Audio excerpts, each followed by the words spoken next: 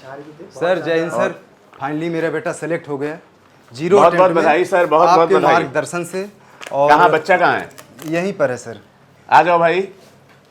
इस साल 12th किया? जी सर। बोर्ड में कितना परसेंट आया? 97% सर। 97% बोर्ड में। जी सर। अब कोई कोचिंग नहीं नो सर। है? नहीं सर। लीजिए सर, पहले तो इसको स्टेथो पहनाइए। Okay sir. तो कोई कोचिंग नहीं तो हमको कैसे जानते हो यार? आप ही से यूट्यूब से पढ़े थे ना? यूट्यूब से पढ़े थे? आपके मतलब तो यूट्यूब भैया गाइडलाइन कहते हैं ना, भगवान देता है छप्पर फाड़ के देता है। हमें छप्पर फाड़ के पैसा नहीं, हमें चाहिए सिलेक्शन।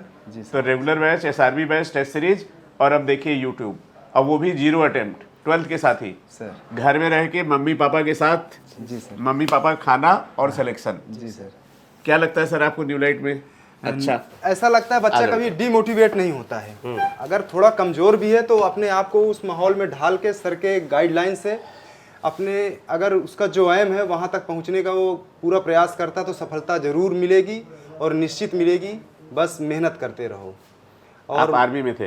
यस सर, मैं आर्मी में था। अभी फिलहाल मैं रिटायर्ड हूँ और दोबारा से गवर्नमेंट जॉब कर रहा हूँ सर। तो आर्मी में क्यों नहीं भेजने की कोशिश की इसको?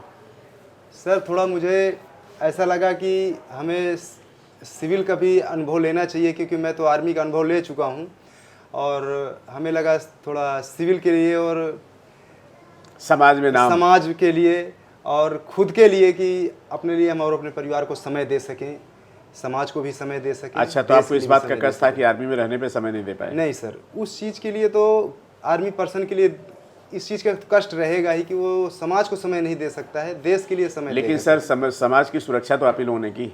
हाँ सर, वो जरूरी भी है, सुरक्षा भी जरूरी है। जब देश सुरक्षित, सब कुछ सुरक्षित, समाज सुरक्षित, हम सुरक्षित, तो सारा जहां सुरक्षित है सर।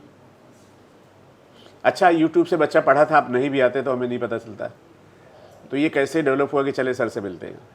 ये सर जब सिलेक्शन हो गया तो हमें ऐसा लगा कि यूट्यूब से पढ़ने के बाद बहुत से लोग ऐसे सोचते हैं कि हम तो यूट्यूब से ही पढ़े, क्या जाना है। लेकिन जो सर गाइडलाइन थी आपकी ही, उसमें मतलब नीट होने पर आपने जब वो 30 दिन का प्लान बनाया तो उसमें आपने ऐसे मोटिवेट किया, घबराना नहीं है, बस लगे रहो, मेहनत करो, सफलता ज़रूर मिलेगी। तो बस वही है, हम भी बच्चे को मोटिवेट करते थे, क्योंकि 12th एग्ज़ाम हुआ ही था।